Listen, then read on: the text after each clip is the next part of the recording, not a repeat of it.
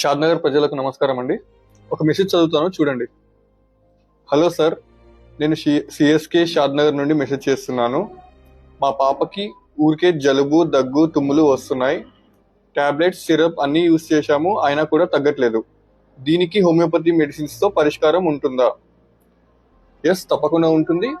కానీ ఇది అందరింట్లో ఉండే కామన్ సమస్య కాబట్టి నేను వీడియో చేస్తున్నాను. జాగ్రత్తగా చూడండి.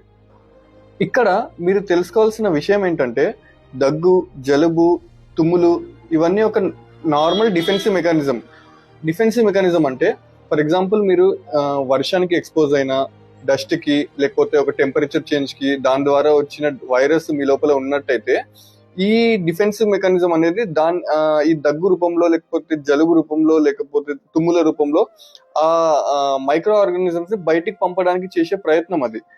అయితే ఈ ప్రాసెస్ లో మీ బాడీలో యాంటీబాడీస్ కూడా జనరేట్ అవుతాయి కొత్తగా. యాంటీబాడీస్ అంటే ఏంటి? మీకు ఒకవేళ నెక్స్ట్ టైం అదే వైరస్ కనుక మీ లోపల చేరినట్టయితే ఆ యాంటీబాడీస్ మీలో ఆల్రెడీ జనరేట్ అవుతాయి కాబట్టి మీ బాడీ స్ట్రాంగ్ గా ఉంటుంది. సో నెక్స్ట్ టైం మీకు హెల్త్ ఇష్యూస్ రాకుండా ఉంటాయి ఆ యాంటీబాడీస్ ఉన్నప్పుడు.